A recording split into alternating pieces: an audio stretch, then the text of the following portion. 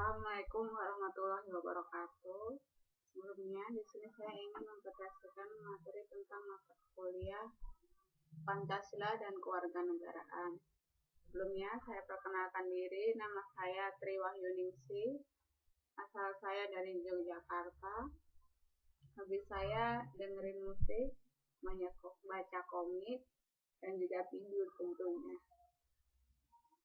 Saya berkuliah di kampus IGMI Rizkina yang beralamatkan di Cikarang. IGMI Rizkina merupakan kampus yang menawarkan program kuliah D3 dengan 2 tahun. Jurusan yang ditawarkan yaitu Teknik Informatika, Sistem Informasi, dan Manajemen Akuntansi. Saya sendiri dari jurusan Sistem Informasi. Di sini saya akan menyampaikan materi dari mata kuliah Pancasila dan Kewarganegaraan, yakni membahas tentang permasalahan keterpurukan bangsa Indonesia dan solusinya untuk membangun bangsa Indonesia menuju negara yang maju. Di sini saya masih belajar, jadi bila ada kesalahan saya mohon maaf sebelumnya. Nah, mari kita mulai presentasinya. Semoga bermanfaat ya. Keterpurukan bangsa Indonesia itu menurut saya dari yang saya akibat Pancasila yang diabaikan, tidak berdaulatnya Pancasila dan pembelokan jiwa serta semangat konstitusi dalam praktik kehidupan berbangsa dan bernegara di Indonesia, itu semua menyebabkan bangsa Indonesia berpotensi terjerumus menjadi negara yang gagal. Rilis terbaru yang dikeluarkan The Fund for Peace menempatkan Indonesia di peringkat ke-63 dari 178 yang berkategori dalam bahaya atau endanger menuju negara gagal. Oleh karena itu, ISNO mendorong kepada para penyelenggara negara untuk mengamalkan serta menempatkan Pancasila dan Undang-Undang Dasar 1945 sebagai nafas seluruh proses pengambilan kebijakan publik, program-program pembangunan dan pembuatan peraturan perundang-undangan. Selain itu, Pancasila harus dijadikan sebagai kurikulum dan silabus wajib bagi seluruh sistem pendidikan nasional dari jenjang PAUD hingga pasca sarjana. Sebelumnya saya informasikan, mic di depan saya ini cuman rekayasa doang, nggak ada kabelnya, jadi tetap perbesar volume Anda jika ingin mendengarkan suara saya. Selanjutnya, kembali ke Undang-Undang Dasar 45 yang asli sebagai solusi bagi keterpurukan bangsa. Politik telah mengalami kemerosotan dalam pemahaman maupun pelaksanaannya pada tataran praktis.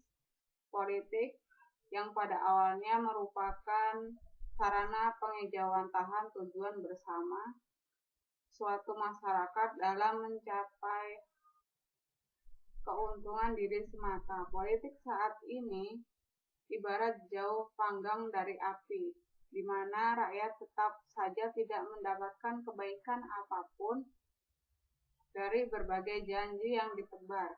Awalnya rakyat mendapatkan kebaikan, dielu-elukan sebagai penyampai suara Tuhan. Pada kenyataannya, rakyat hanya menjadi bahan bakar untuk mengantarkan sekelompok elit ke pusat kekuasaan. Rakyat sebagaimana solar yang telah dibakar dalam mesin diesel, yang akhirnya tinggallah sekedar asap dan timba yang dibuang melalui knalpot. Sungguh disayangkan.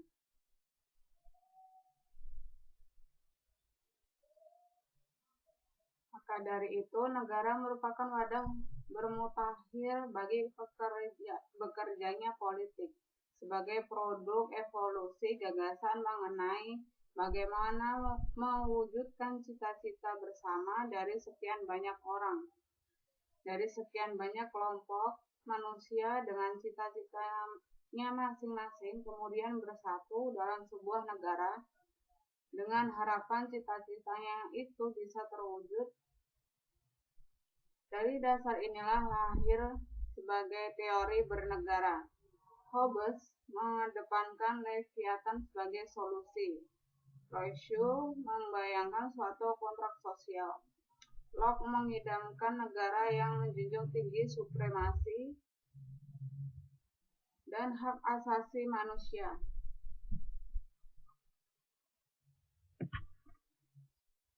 Demikian seterusnya, berbagai gagasan telah mewarnai pendirian negara-negara modern sehingga kini dengan berbagai pemahaman mengenai politik itu sendiri. Negara Indonesia termasuk bungsu karena baru lahir setelah Perang Dunia Kedua berakhir dalam mewujudkan kesejahteraan bersama seluruh bangsa Indonesia. Ternyata ingin maju dengan konsepnya sendiri. Dari sekian banyak konsep yang telah tersedia ketika itu, Supomo sebagai arsitek utama berkonstitusi tertulis Indonesia mencoba menawarkan suatu pemahaman bernegara yang diklaimnya paling sesuai bagi alam pemikiran bangsa Indonesia. Negara kekeluargaan. Begitu Supomo menamai gagasannya, atau negara integralistik, atau disebut juga negara totaliter, adalah sebuah negara yang merupakan totalitas atau penjumlahan dari seluruh warganya. Negara Indonesia adalah bangsa Indonesia dan bangsa Indonesia adalah negara Indonesia. Marxisme menengarai aroma pemikiran-pemikiran Hegel, Spinoza, dan Adam Muller dalam gagasan itu. Adnan Buyung mengklaim bahwa konsep ini terpengaruh oleh suasana fasisme Jepang apapun itu. Pada 31 Mei 1945, Supomo yakin bahwa konsep yang integralistik ini sesuai dengan bangsa Indonesia jika ingin menegara. Sebagai peneliti hukum adat Indonesia yang menghabiskan berpuluh tahun untuk mendalami berbagai alat adat istiadat di antara suku-suku bangsa di Indonesia, sampai menjadi guru besar di bidang itu, wajarlah kiranya bila Supomo sampai pada gagasan negara kekeluargaan. Van Vollenhoven sendiri, yang merupakan pelopor kajian ilmiah mengenai hukum adat yang adalah guru dari gurunya Supomo, yang gagasannya tampak sangat membekas pada diri Supomo, yang selalu menekankan bahwa hukum harus ditentukan atau ondek dari dalam masyarakatnya sendiri, sehingga hukum yang diberlakukan di persada Nusantara ini harus digali dari masyarakat yang mendiami dan hidup di bangsa Indonesia itu sendiri.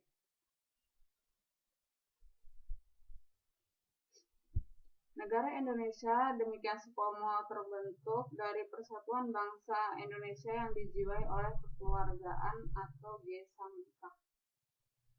Logika mana bersitentang secara diametral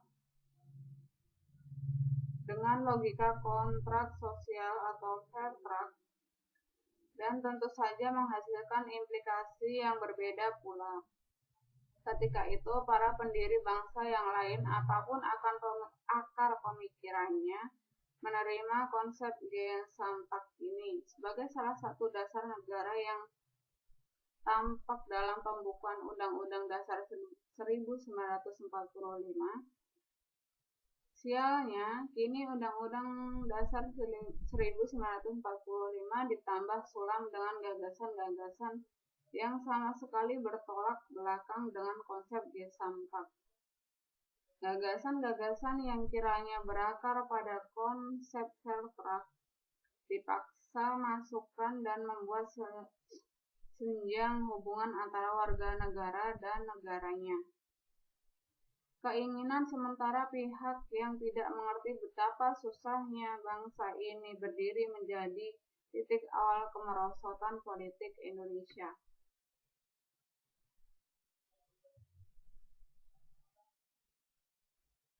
Makanya pembangunan menuju kesejahteraan rakyat merupakan akibat langsung dari diingkarinya cita-cita yang digariskan pada Pancasila dan pada pendiri bangsa. Keterpisahan atau disintegrasi yang terjadi antara rakyat dan negara merupakan biang masalah rakyat merasa jauh dari apa yang diinginkan negara. Penyelenggaraan negara yang seharusnya membimbing saudara-saudara bangsanya dengan hikmah kebijaksanaannya kini adalah wakil-wakil dari berbagai kelompok entah apa yang berusaha memenuhi hasrat keutamakan masing-masing. Tujuan luhur negara Indonesia yaitu bergerak seluruh bangsa Indonesia secara bersama-sama menuju tatanan masyarakat yang sejahtera lahir batin di bawah pimpinan hikmat kebijaksanaan para penyelenggara negara yang terlupakan entah kemana pada masa sekarang ini. Undang-Undang 1945 mengidamkan penyelenggara negara berhimpun dalam suatu permusyawaratan yang merupakan wakil-wakil dari antar bangsa Indonesia yang unggul dalam kemampuan, kebijaksanaan, dan kewibawaannya untuk menakodai negara sebagai bahtera bagi bangsa yang besar ini mengarungi samudera sejarah.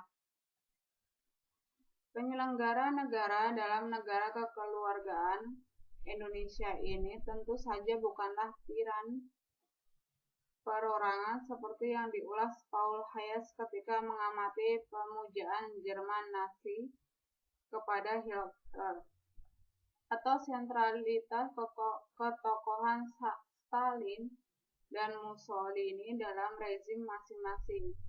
Dalam negara kekeluargaan Indonesia, kedaulatan seluruh bangsa Indonesia dipercayakan kepada Majelis Permusyawaratan Rakyat atau MPR yang merupakan kolektivitas puncak-puncak hikmat kebijaksanaan dari seluruh rakyat. Logika dasar ini celakanya diobrak-abrik oleh segelintir orang dari bangsa Indonesia itu sendiri yang tidak memahaminya. Sehingga atas nama amandemen Undang-Undang Dasar menghilangkan esensi dari penyelenggaraan negara secara kekeluargaan seperti yang dikehendaki Undang-Undang Dasar 1945 yang asli. Kembali ke yang asli, tanpa amandemen. Mengapa harus takut pada Undang-Undang Dasar 1945 yang asli yang dianggap fasis dan otoriter, jika ternyata dengan menjadi integralistik Indonesia berdaulat dan mampu menyejahterakan seluruh rakyat bangsa Indonesia? Kenapa tidak? Why not? Apakah ada keberatan dari para pelaku usaha dan investor jika dengan menjadi integralistik itu Indonesia ternyata lebih memberikan jaminan berusaha dan berinvestasi? Sebegitu tidak relakah para penganjur hak asasi manusia melihat saudara-saudaranya sendiri sejahtera dengan bekerja lebih keras? Apakah negara Indonesia lantas menjadi tidak demokratis karena menganggap diri satu keluarga besar sebangsa yang menegara Siapa tahu dalam negara kekeluargaan Indonesia justru rakyat lebih berdaulat, karena dalam suasana ini tidak ada saling mencelakakan, karena semua saja adalah satu keluarga. Siapa tahu dengan kondisi yang aman dan tentram yang dihasilkan, setiap pekerjaan akan lebih bermakna bagi yang mengerjakannya, dan seluruh rakyat bisa sejahtera karenanya. Sayangnya, eksperimentasi gagasan negara kekeluargaan ini selalu saja diganggu pelaksananya. Kritik terhadap paham integralistik dalam Undang-Undang Dasar 1945 yang seringkali terlalu sumir dan tendensius tidak menjadi antitesis yang fundamental bagi visi besar negara kekeluargaan. Negara kekeluargaan yang ditegaskan para pendiri bangsa dalam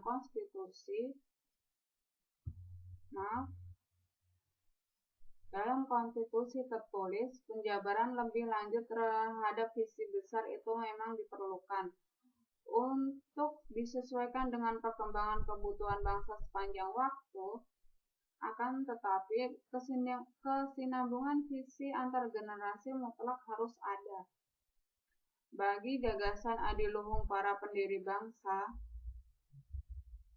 kepada generasi muda untuk menjadi pegangan dalam membangun negara Indonesia di masa mendatang. Untuk memastikan terjadinya proses pewarisan tersebutlah maka ditentukan adanya garis-garis besar haluan negara atau GBHN dalam Undang-Undang Dasar 1945 yang kini sudah telah entah kemana. Dihapuskannya GBHN berarti mencerabut generasi penerus dari akar sejahteranya dan membutakan mereka dari arah yang harus dituju di masa depan. Sudah terlalu. Itulah sebabnya negara bangsa Indonesia saat ini bergerak entah kemana, buta arah dan buta tujuan. Bukan mustahil kondisi ini sengaja diciptakan untuk memungkinkan bangsa Indonesia disetir ke arah lain oleh pihak-pihak yang belum jelas maksud serta tujuannya. Kelalaian fatal ini tentu saja berujung pada keterpurukan yang tanda-tandanya sudah nyata terlihat bangsa yang menegara dengan susah payah ini.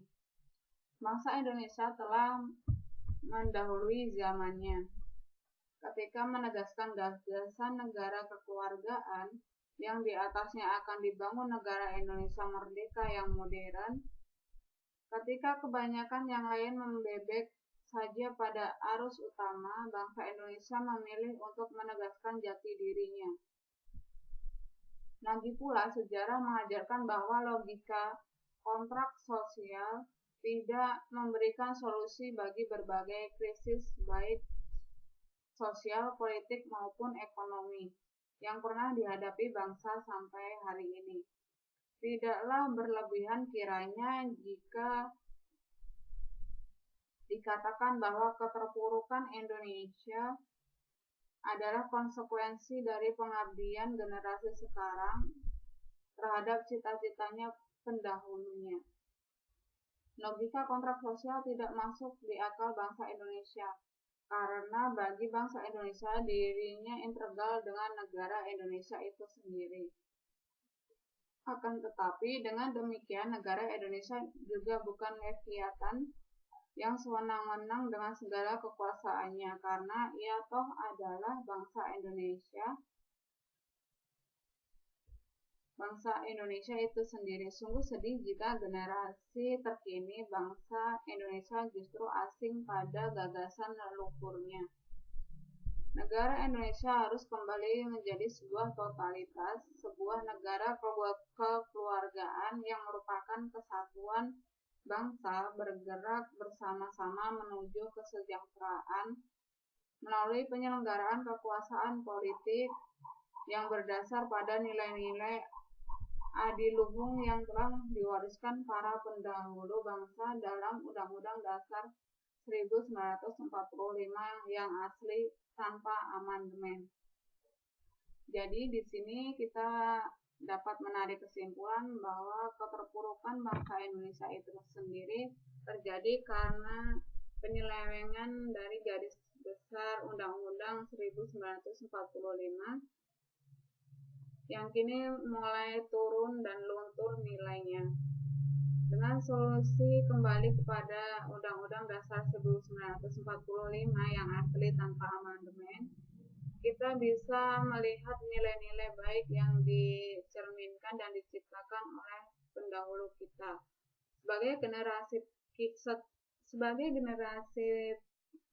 penerus bangsa, kita harus bisa dan harus tahu tentang nilai-nilai yang disampaikan oleh pendahulu kita. Demikian presentasi saya, semoga bermanfaat bagi para viewers. Assalamualaikum warahmatullahi wabarakatuh.